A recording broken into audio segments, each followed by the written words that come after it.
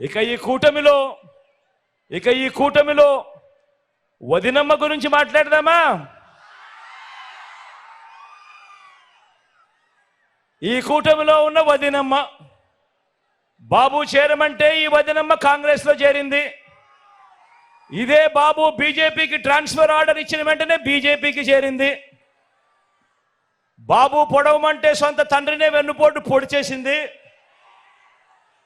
30 ఏళ్లుగా ఏ పార్టీలో ఉన్నా బాబు కోవట్టుగా ఇదే పనిలోనే ఉంది.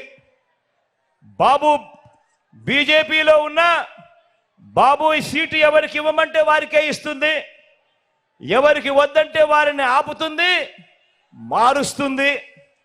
బాబు ప్యాకేజీలు ప్రలోభాలు ఏ స్థాయిలో ఉంటాయంటే, బాబు ప్యాకేజీలు బాబు ప్రలోభాలు ఏ స్థాయిలో ఉంటే, బీఫామ్ బీజేపీదైనా, బీఫామ్ కాంగ్రెస్ దైనా, బీఫామ్ గ్లాస్దైనా, బీఫామ్ టీ గ్లాస్ దైనా కూడా యూనిఫామ్ మాత్రం అంతా చంద్రబాబుదే.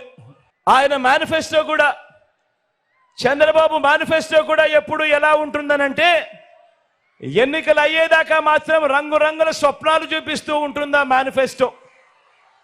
ఎన్నికలు అయిపోయిన తర్వాత అదే మేనిఫెస్టో ఎక్కడ ఉంది అని వెతికినా కూడా కనపడదు, అది చెత్తబుట్టలో కనిపిస్తుంది.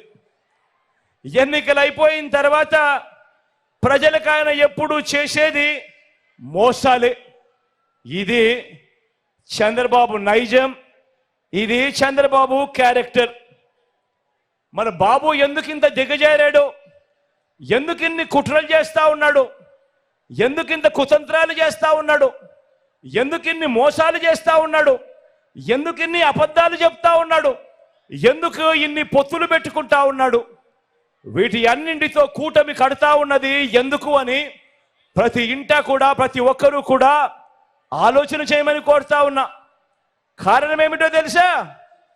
కారణం చంద్రబాబు పాలనలో చరిత్రలో నిలిచిపోయే మైలురాళ్ళు ఏవీ లేవు. వ్యవస్థలు కానీ, మంచి పథకాలు కానీ, మంచి స్కీములు కానీ, ప్రజలకు చేసిన మంచి కానీ, ఇలాంటి పునాదిరాలు ఏవి కూడా చంద్రబాబు పాలనలో లేవు.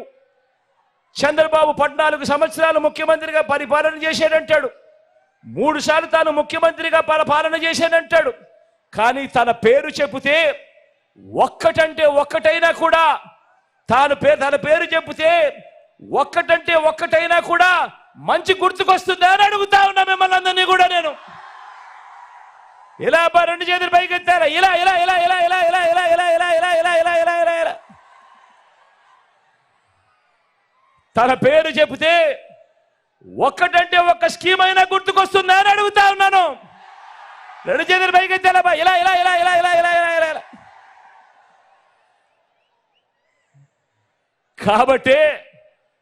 కాబట్టే ఈ చంద్రబాబు నాయుడు గారు, ఆయన కూటమి నా మీద వేయించడానికి వీళ్ళందరికీ గులకరాలే మిగిలాయి. ఈ చంద్రబాబు కూటమికి మన 58 నెలల పాలనలో గతంలో ఎప్పుడూ జరగని విధంగా అలాంటి మైలురాళ్ళు, అలాంటి పునాదిరాళ్ళు మనం వేసినది చరిత్రలో ఎప్పటికీ కూడా నిలిచిపోయే విప్లవాలుగా ఎప్పటికీ కూడా కనిపిస్తూ ఉంటాయి.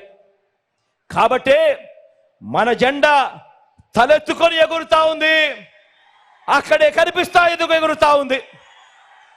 వారి జెండా మరో 4 జెండాలతో జత కట్టినా కూడా ఎగరలేక కింద పడతా ఉన్నాయి వాళ్ళ జెండాలు, వాళ్ళ జెండా.